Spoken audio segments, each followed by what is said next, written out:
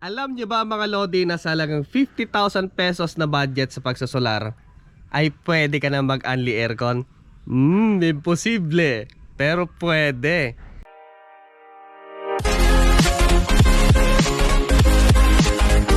So eto mga Lodi, nagkalkal ako sa online shop para mapagkasya natin yung 50,000 pesos na budget para sa pagsasolar.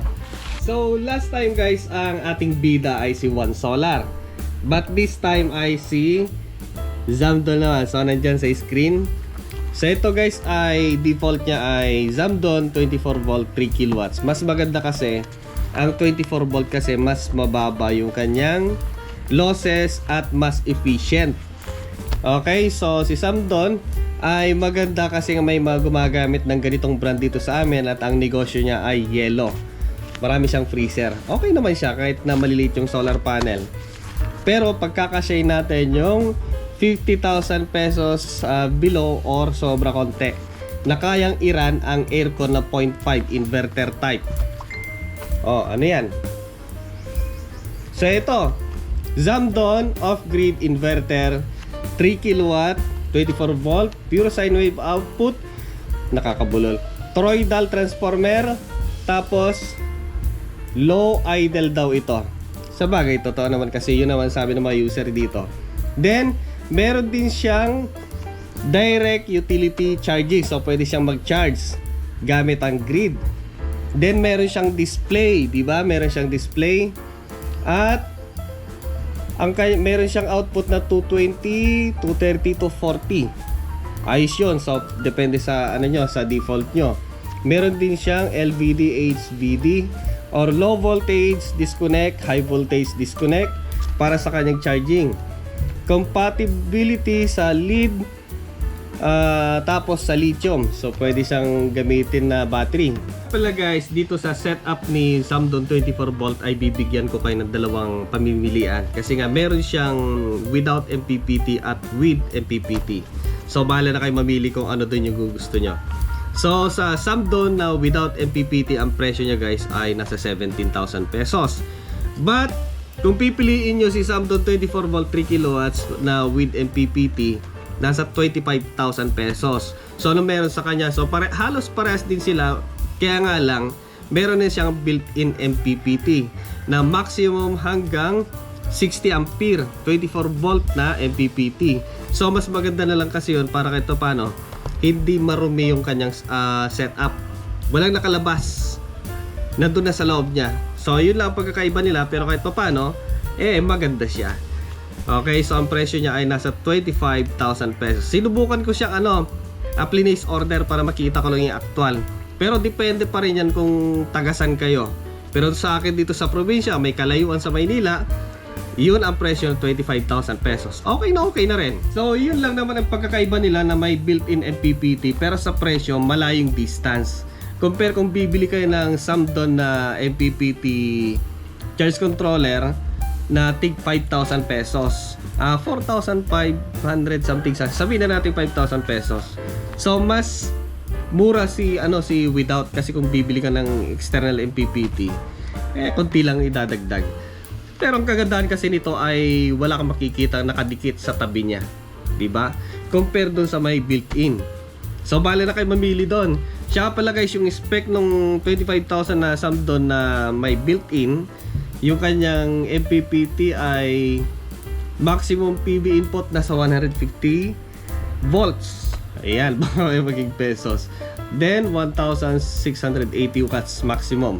So maganda na 'yon. Para sa akin, mas malinis siyang tingnan. Pero nasa inyo pa rin kung gusto niyo mas konti lang naman, sabihin ko sa inyo, konti lang naman yung idadagdag niya. Okay? Then sa battery naman, syempre yung recommend na natin, nasubukan na nating klaseng battery, ay si Watt Cycle 24 volt 100 Ah. So kapag i-run nyo ito ng aircon, pwede sa tanghali lang, yung kalakasan ng harvest. Pero kung sakaling sa gabi, siguro pwede 2 oras or 3 oras lang.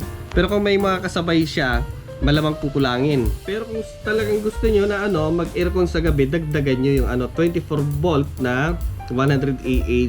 Gawin yung 200 Ah, doblehin ninyo. So ang presyo nung 24 volts na 100 Ah ni watt cycle 2,560 watt hours ay 22,000 pesos. So pag doble, sinubukan ko siyang place order. Akala ko magdodoble lang yung kanyang price, hindi pala.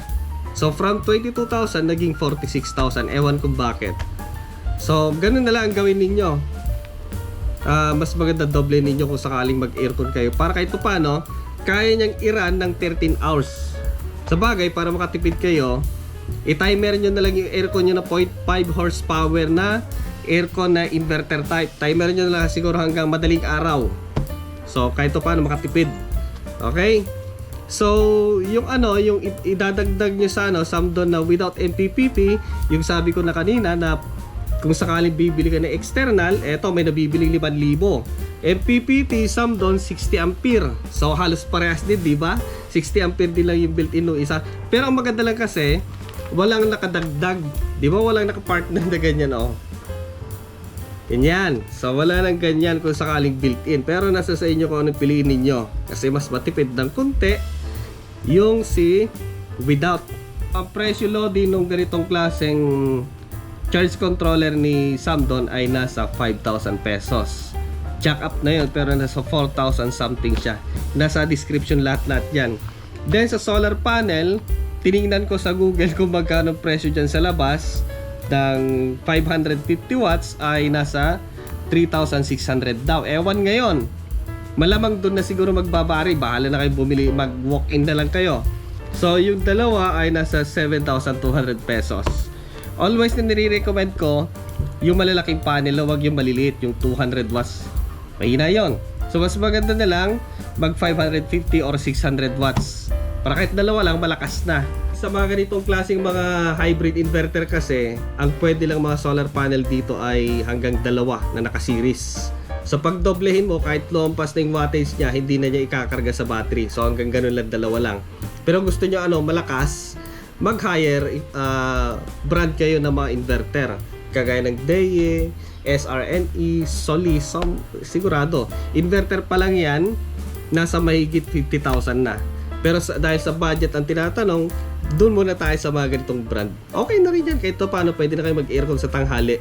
Siya nga pala guys, si Sumdon, maliban sa low frequency inverter siya, medyo tingnan nyo lang yung mga malalaking vent niya kasi nga subject siya na pasukin ng mga insekto like butiki, langgam, ipis at kung ano-ano pa.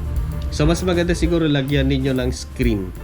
So hindi siya kagaya ng mga ibang mga brand ng inverter high frequency na yung kanyang fan vent ay may mga filter. So dito ay wala. So mas maganda takpan ninyo. And okay naman siya, matibay din naman kasi mag ginagamit na ganyan dito. Tumagal din naman compare naman kay Pau Pau. Alright, so dito sa walang MPPT ang presyo niya lahat-lahat. Si Sumdon na without MPPT ay nasa 17,000. Tapos yung battery ay 22,100 Ah, 24 volts watt cycle, nasa 22,000. Tapos 5,000 pesos naman sa external na Sumdon na MPPT, yung kagaya nung review ko last time. Okay naman siya kasi nga pwedeng i-series yung dalawang 580 watts na Sunket. So 550 pwede sa kanya, 600 watts pwede sa kanya kasi mataas yung kanyang idle. Okay, tapos solar panel 7,200, equivalent of 51,500. Pasok na pasok. Sakali sa mga circuit breaker, bahala na kayo. Wiring, bahala na kayo. So dito, di ko alam kung meron siyang kasamang battery wire. Okay? So bahala na kayo doon. Siguro magdadagdag pa ng 5,000 kung sakasakali sa wiring at mga circuit breaker. So may mabibili na mga circuit breaker na meron na siyang laman. Okay? Yung ganon, bahala na kayo. Then yung merong MPPT. So ito, nasa 25,000 yung inverter ni, nasa 25,000 yung Sumdon 24 volt 3 kilowatts. Tapos yung battery ay 22,000. Kung gusto niyo doblehan para kaya niyo yung aircon, nasa 46,000. Pero stick na lang tayo sa 22,000 kasi nga 50,000 lang. Okay? Kung gusto niyo mag-upgrade, di-upgrade nyo na lang later on. Tapos, since na meron na siyang MPPT, Yan.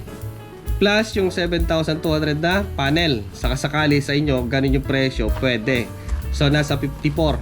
Okay, so malamang papasok siya ng 60. So, ito pa, bahala na kayo kung ano yung gusto nyo dyan. Kung si 51 or si 54. Okay? So, sa aircon naman na 0.5 horsepower na inverter, mas maganda inverter type para matipid. Okay?